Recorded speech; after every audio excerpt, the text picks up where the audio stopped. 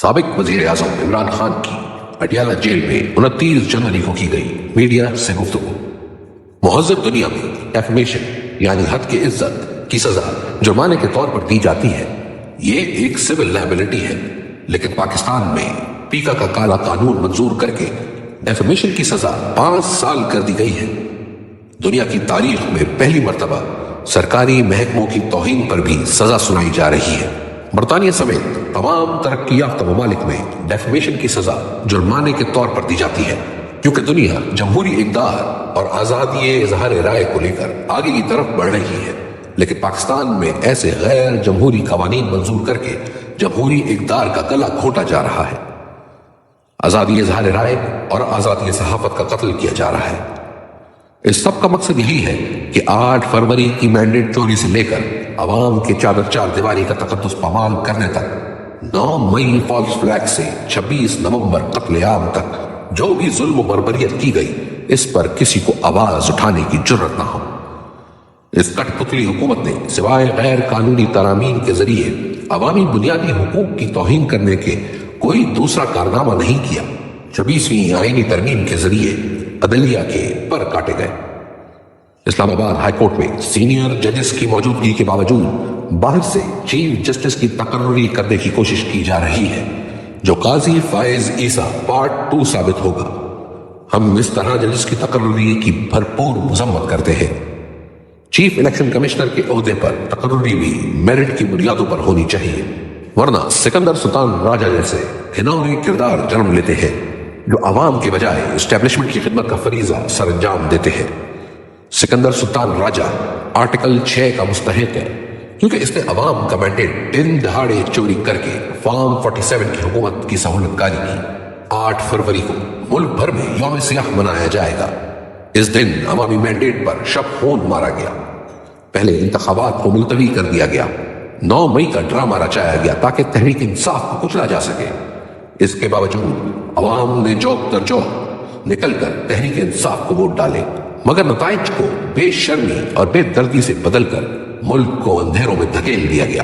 اب 8 فروری کے ڈاکے کی پردہ پوشی کے لیے پیکا اور 26ویں ترمیم جیسے قوانین منظور کیے جا رہے ہیں۔ ایک جھوٹ چھپانے کے لیے 100 جھوٹوں کا سہارا لینا ہی پڑتا ہے۔ حکومت مذاکرات کی صورت میں ڈھونگ رچا رہی تھی، اس سے ان کے اپنے چہرے عیاں ہوئے ہیں۔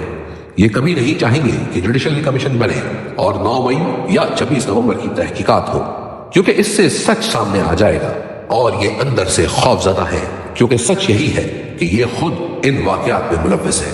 بددیانت کبھی بھی نیوٹرل امپائر کے ساتھ نہیں کھیلتا، ان کے اختیار میں ویسے بھی کچھ نہیں، یہ جو بھی کرتے ہیں اسٹیبلشمنٹ کی منشا سے ہی کرتے ہیں۔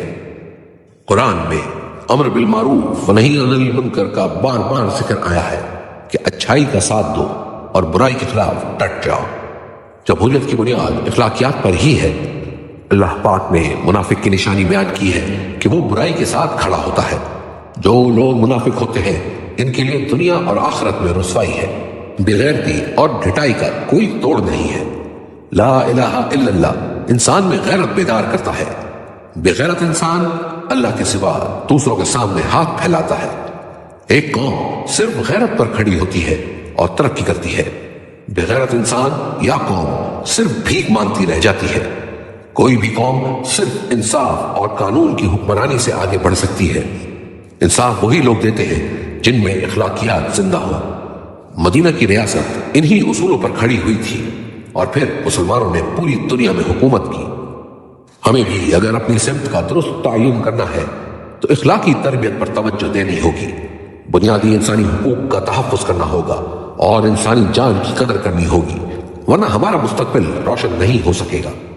مدینہ کی ریاست میں ایک یہودی نے خلیفہ وقت حضرت علی رضی اللہ تعالی عنہ کے خلاف مقدمہ جیت لیا تھا۔